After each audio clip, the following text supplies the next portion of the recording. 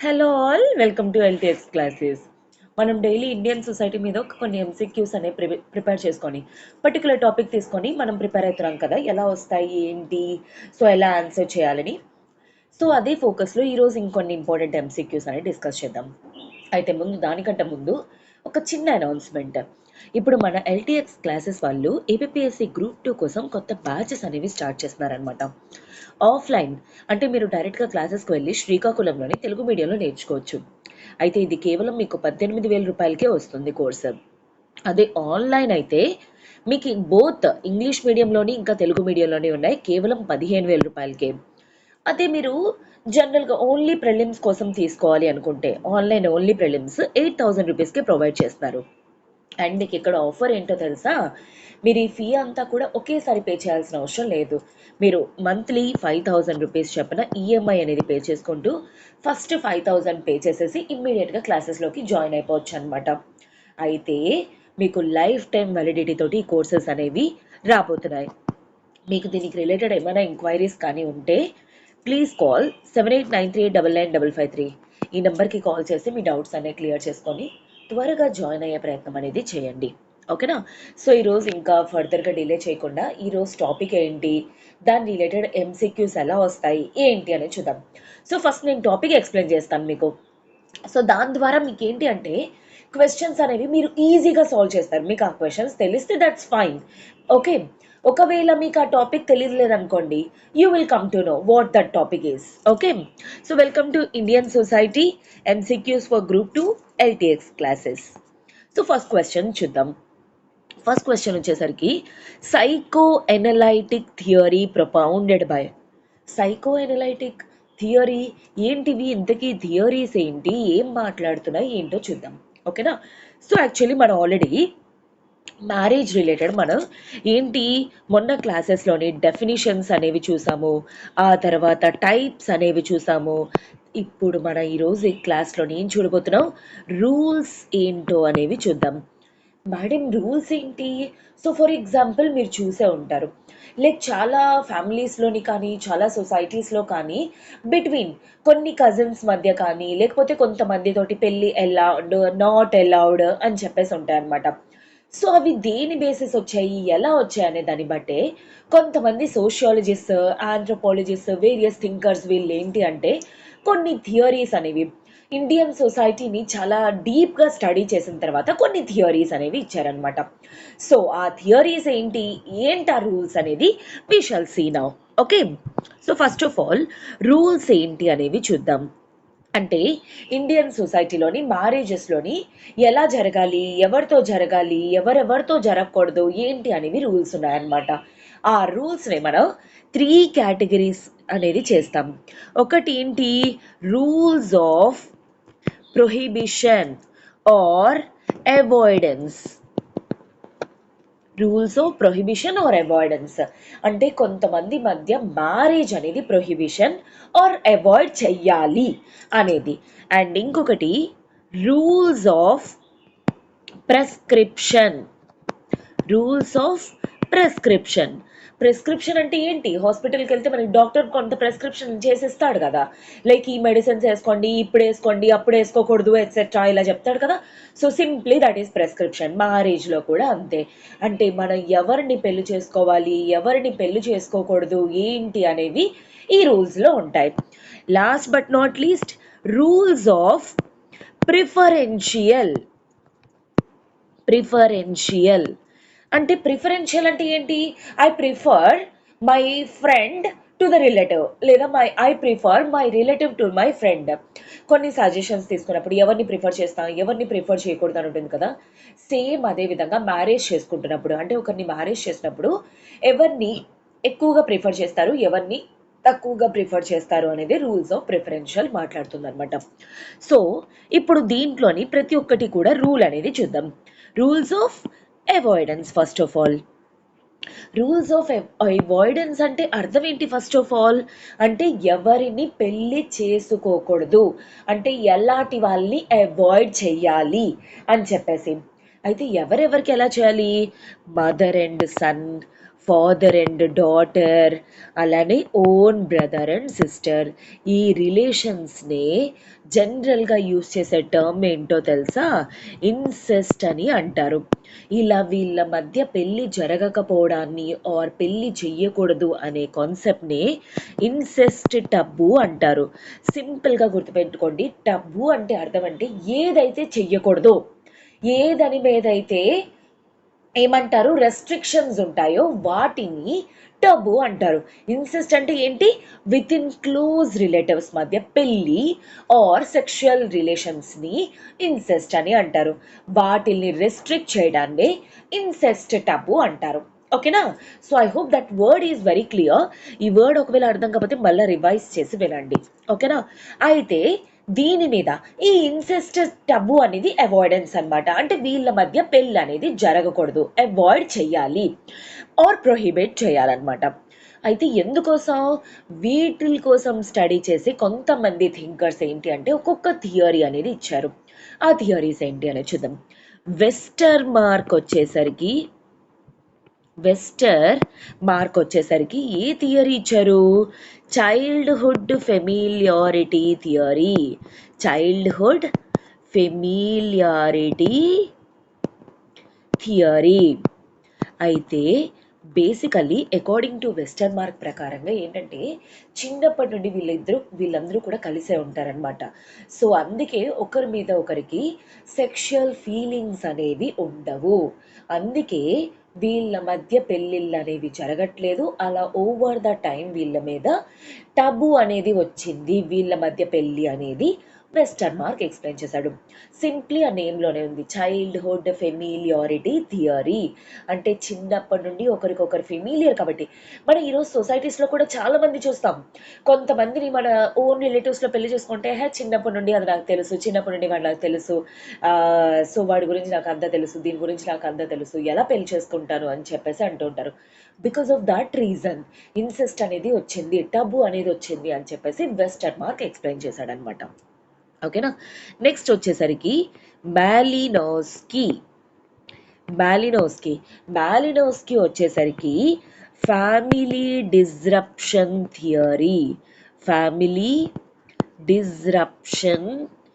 Theory. అయితే ఈ theory ప్రకారంగా ఆ పేరులోనే ఉంది, డిస్రప్షన్ అంటే ఏంటి? పాడైపోవడం, విరిగిపోవడం, చితికిపోవడం, దాన్ని డిస్రప్షన్ అంటారు. సో మాలినోస్కి ప్రకారంగా యాక్చువల్లీ ఒకవేళ వీళ్ళలో మధ్య వీళ్ళకి కానీ పెళ్ళి జరిగినట్లయితే ఆ ఫ్యామిలీ స్ట్రక్చర్, ఆ సొసైటీలో ఏదైతే ఫ్యామిలీ స్ట్రక్చర్ లేకపోతే ఆ ప్యాటర్న్ ఏదైతే ఉందో అదంతా పాడైపోతుంది, విరిగిపోతుంది, చిరిగిపోతుంది. That is the reason why అందుకే వీళ్ళ మధ్య పెళ్ళిని ప్రొహిబిట్ ఆర్ అవాయిడ్ చేస్తున్నారు అని చెప్పేసి మాలినోస్కి ఎక్స్ప్లెయిన్ చేయడం అనేది జరిగింది. నెక్స్ట్ వచ్చేసరికి సిగ్మండ్ ఫ్రాడ్. మీకు అందరికీ కూడా తెలిసిందే, మన సిగ్మండ్ ఫ్రాడ్ థియరీ అనేది psychoanalytic theory, mental theory అనమాట. మనం చిన్నప్పుడు ఐవన్ పావ్లవ్ థియరీ అవి చూసుంటాం కదా, dog cravings etcetera. So it is related to mental. Okay, Sigmund Freud ఏ థియరీ ఇచ్చారు? Psychoanalytic theory. ఇతని థియరీ ప్రకారం ఏంటి అంటే ఫ్యామిలీ మెంబర్స్ అనేవాళ్ళు వాళ్ళ మెంటల్ స్ట్రక్చర్ అనేది ఏ విధంగా తయారైపోతుందంటే, ఒకవేళ వీళ్ళల్లో మధ్య వీళ్ళకి రిలేషన్స్ కానీ ఉన్నట్లయితే సొసైటీ ఎక్కడ వీళ్ళని దూరం చేస్తుంది, సొసైటీ వీళ్ళని ఎక్కడ దూరంగా పెడుతుంది, సో ఎంటర్ అవ్వనివ్వదు అని చెప్పేసి ఆ ఫియర్ తోటి, ఆ భయంతో with in the close family members, incest relation అని చెప్పాను కదా, వాళ్ళ మధ్య మ్యారేజ్ అనేది జరగటం లేదు అని సిగ్మండ్ ఫ్రాడ్ చెప్పాడు. If at all a question comes, fear వలన ఎక్కడ ఇన్సెస్ట్ టబు అనేది ఉండింది, ఎవరి థియరీ ప్రకారం? It is out of psychoanalytic theory of Sigmund Freud. Okay, last but not least EB Tylor. ఈ థియరీ బాగుంటుంది. ఓకే, ఈబి టైలర్ ప్రకారంగా cooperation theory. నేను ఏదైతే చెప్తున్నానో ప్రతి టర్మ్ అనేది కూడాను మీరు చాలా జాగ్రత్తగా స్ట్రెస్ చేసి వినడానికి ట్రై చేయండి. కోఆపరేషన్ థియరీ అయితే అకార్డింగ్ టు టైలర్ ఏమని చెప్పేసన్నారంటే, ఫ్యామిలీ మధ్య కోఆర్డినేషన్ ఉండాలి అంటే, ఫ్యామిలీ మధ్య కోఆపరేషన్ ఉండాలి అంటే, దీని ప్రకారంగా ఇన్సెస్ట్ టబు ఏదైతే ఉందో ఆ ఇన్సెస్ట్ టబు అనేది మ్యాండేటరీ ఆర్ ఇన్ఎవిటబుల్ అని చెప్పేసి చెప్తున్నారనమాట. ఫర్ ఎగ్జాంపుల్ సింపుల్గా చెప్తాను మీకు ఈ థియరీ అర్థం కావడానికి. లైక్ ఫర్ ఎగ్జాంపుల్ ఒక ఫ్యామిలీ ఉంది, okay, father mother daughter sun. If at all మదర్కి సన్కి మధ్య రిలేషన్ ఉందనుకోండి, సెక్షువల్ రిలేషన్స్, అప్పుడు అఫ్ కోర్స్ హస్బెండ్కి సన్కి మధ్య రిలేషన్స్ అనేవి డ్యామేజ్ అయిపోతాయి. అప్పుడు ఆటోమేటిక్గా ఒకరికొకరు కోఆపరేట్ చేసుకోరు, ఫ్యామిలీ అనేది గ్రో అవ్వదు.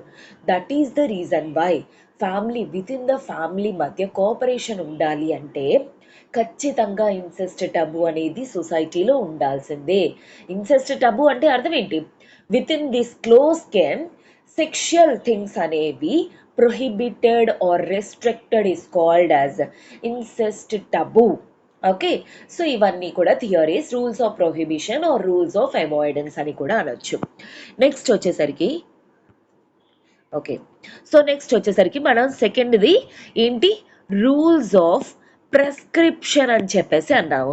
రూల్స్ ఆఫ్ ప్రెస్క్రిప్షన్ ఏంటి మేడం అంటే, దీని ప్రకారంగా ఒక పర్సన్ అనేవాళ్ళు whom to marry, whom to marry or whom not to marry, whom not to marry, ఎవరిని పెళ్లి చేసుకోవాలి ఎవరిని పెళ్లి చేసుకోకూడదు అని చెప్పేదే rules of prescription. According to this rules, ఈ రూల్స్ ప్రకారంగా యాక్చువల్లీ 2 రూల్స్ అనేవి ఉన్నాయి. ఒకటి ఏంటి, ఎగ్జోగమీ, ఇంకొకటి ఎండోగమీ. మనం ఆల్రెడీ నిన్న డిస్కస్ చేసుకున్నాం టైప్స్ ఆఫ్ మ్యారేజెస్లో. గమ్మి అంటే ఏంటి, ఐ ఆల్రెడీ టోల్డ్ యూ. గమ్మి అంటే మ్యారేజ్, ఎగ్జో అంటే ఏంటి, అవుట్ సైడ్, ఎండో అంటే ఏంటి, within the group. Okay, so generally ఎప్పుడైనా కొంతమంది చాలా వరకు కూడా సొసైటీస్లోని ఏంటి ఎగ్జోగమి. ఎలా ఎగ్జోగమి, లైక్ ఫర్ ఎగ్జాంపుల్ గోత్ర అంటే విత్ ఇన్ ద సేమ్ గోత్ర ఉన్న వాళ్ళని బ్రదర్ అండ్ సిస్టర్ కింద ట్రీట్ చేస్తారనమాట. అందుకే వాళ్ళిద్దరికి మధ్య పెళ్ళి అనేది చేయరు. అందుకే ఖచ్చితంగా గోత్ర ఎగ్జోగమి అనేది ఫాలో అవుతారు. అలానే పిండ ఎగ్జోగమి అంటే if at all same lineage ఉండైనా సరే వాళ్ళు చేయరనమాట. అలానే విలేజ్ ఎగ్జోగమి అని కొంతమంది ఫాలో అవుతారు, అంటే అవుట్ సైడ్ దోస్ గ్రూప్స్ పెళ్ళిళ్ళు చేస్తారు. అలానే endogamy, most kind of endogamy మనం ఏం చూస్తాము, within the caste or within the religion, same religion or with the same status people, this is called as endogamy. Within the group, endo అంటే within, gami అంటే marriage. So కొంతమంది చాలా వరకు కూడా so and so caste నాది, so and so caste నుండే పెళ్లి చేసుకుంటాను, so and so caste religion నాది, సో ఆ పర్టికులర్ రెలిజియన్ నుండే నేను పెళ్లి చేసుకుంటాను. That is called as endogamy. ఒక గ్రూప్ని ఒకవేళ సెగ్రిగేట్ చేస్తే ఆ గ్రూప్కి మధ్య మాత్రమే పెళ్లి జరిగితే దాన్ని ఎండోగమీ అంటారు. ఇఫ్ అట్ ఆల్ 2 గ్రూప్స్ కింద డివైడ్ చేసి అవతల వాళ్ళ గ్రూప్ నుండి పెళ్లి చేసుకుంటే దాన్నే ఎగ్జోగమీ అంటారు. కొన్నిట్లోని ఎగ్జోగమీ ఫాలో అవుతారు, కొన్నిట్లోని ఎండోగమీ అనేది ఫాలో అవుతారు. ఎందుకంటే maybe brother and sister kind of relations అనేవి వస్తాయి కాబట్టి. ఆఫ్ కోర్స్ మన ఈరోజు అందరూ ఉన్నారంటే సంహవ్ అందరూ అందరితోటి కనెక్టెడే. Okay, again so that is what అవి rules of prescription. Third one, rules of preferential. Rules of preferential when marriage అంటే ఎవరికైనా మ్యారేజెస్ చూస్తున్నారు అనుకోండి, అయితే ఎవరిని ప్రిఫర్ చెయ్యాలి అని చెప్పే rules of preferential. For example cross cousin marriages. So ఈరోజు సొసైటీస్లో, ఇండియన్ సొసైటీస్లో మనం చాలా వరకు చూస్తాం, చాలా మందికి బావ మర్దళ్ళకి పెళ్లి చేస్తారు, లేదా మేనగోడలు మావయ్యకి పెళ్లి చేస్తారు. ఇలాంటి రిలేషన్స్ అనేవి ఉంటాయి. That relations are called as cross cousin marriages. అంటే మన మమ్మీ వాళ్ళ బ్రదర్ వాళ్ళ కొడుకు ఆర్ కూతురు, మన ఫాదర్ వాళ్ళ సిస్టర్ వాళ్ళ కొడుకు ఆర్ కూతురు, that is called as cross cousin marriages అనమాట. అయితే ఈరోజు సొసైటీస్లోని క్రాస్ కజిన్ మ్యారేజెస్ ఏదైతే ఉందో అలాంటివి సొసైటీలో చాలా వరకు యాక్సెప్టెడ్. అలానే సేమ్ కజిన్ మ్యారేజెస్ అంటే for example same cousin marriages అంటే ఎలాగా, మన మదర్ వాళ్ళ సిస్టర్ వాళ్ళ కొడుకు ఆర్ కూతురు, మన డాడీ వాళ్ళ మన ఫాదర్ వాళ్ళ బ్రదర్ వాళ్ళ కొడుకు ఆర్ కూతుర్ని పెళ్లి చేసుకుంటే దాన్నే సేమ్ కజిన్ అంటాం. ఆల్రెడీ నేను చూసాం this kind of marriages mostly happen in Muslims. అంటే విత్ ఇన్ ద అంటే same own brother own sister కాదు. ఇప్పుడు ఫర్ ఎగ్జాంపుల్ పిన్ని ఉంటారు, లేదా బాబాయ్ ఉంటారు, లేదా పెదనాన్న ఉంటారు, వాళ్ళ కూతురు ఆర్ వాళ్ళ కొడుకు, అలాంటి వాళ్ళని ముస్లిమ్స్లో యాక్చువల్లీ సేమ్ కజిన్ మ్యారేజెస్ అనేవి ఎక్కువగా చూస్తాం. అలానే ఇంకో రూల్స్ ఏంటి, levirate and sororate. Levirate rule and sororate rule.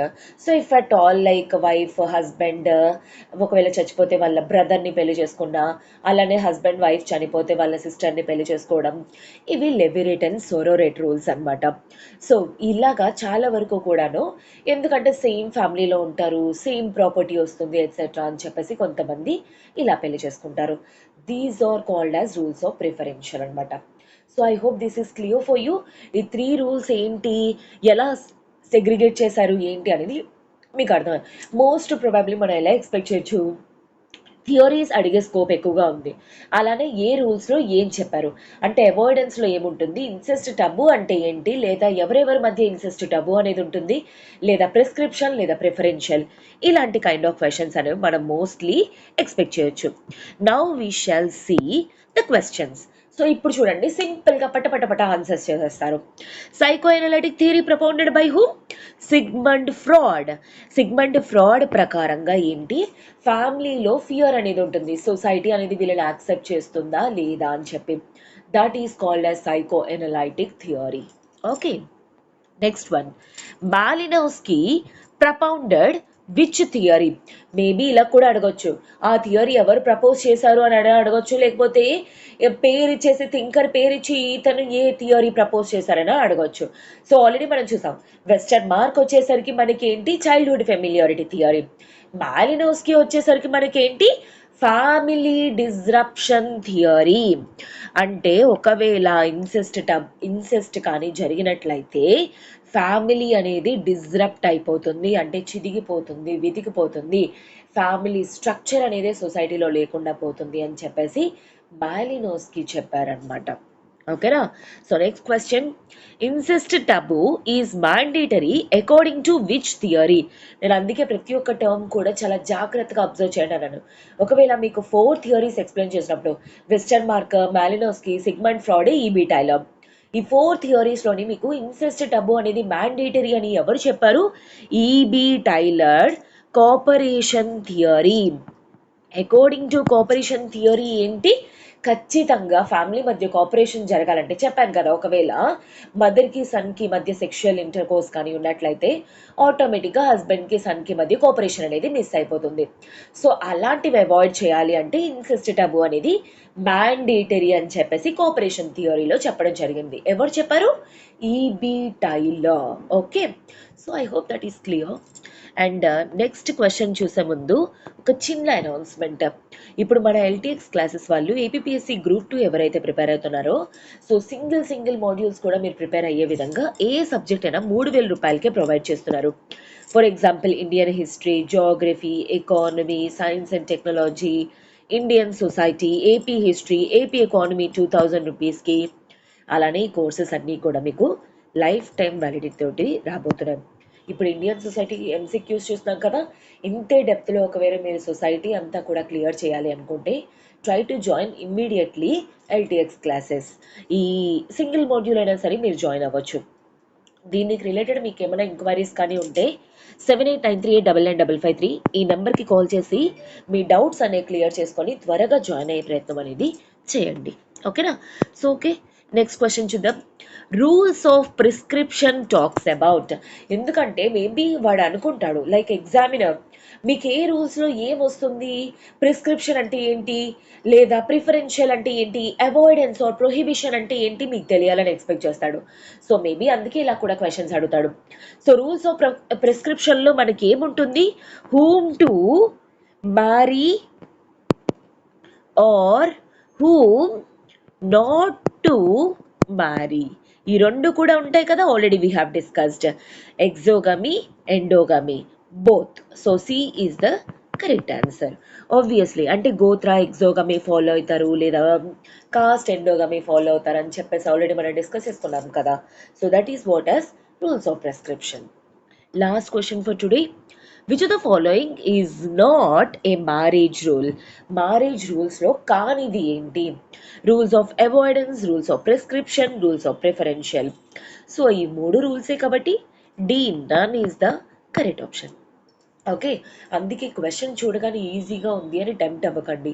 అలానే క్వశ్చన్ అంతా కూడా చదవడానికి ట్రై చేయండి. కొన్నిసార్లు నాట్ అని అడిగే స్కోప్ కూడా ఉంది. రీసెంట్గా ఒకవేళ గ్రూప్ 1 ప్యాటర్న్ కానీ మీరు అబ్జర్వ్ చేసినట్లయితే ఇలాంటివి చాలా కామన్ క్వశ్చన్స్ అయిపోయాయి. అందుకే కొంచెం జాగ్రత్తగా క్వశ్చన్ చదివి ఆన్సర్ చేయండి. ఓకేనా? So this is it for today students. I hope మీకు అందరికీ కూడా మ్యారేజ్ రూల్స్ ఏంటి, ఎలా ఏంటి అదంతా కూడా మీకు క్లియర్గా అర్థమైంది అనుకుంటున్నాను. అండ్ ఇదే tomorrow we shall continue that. Okay, so మీకు ఒకవేళ ఈ వీడియో కానీ నచ్చినట్లయితే please do like, share and subscribe to LTX classes channel. Have a good day students. Take care. All the best for your exams.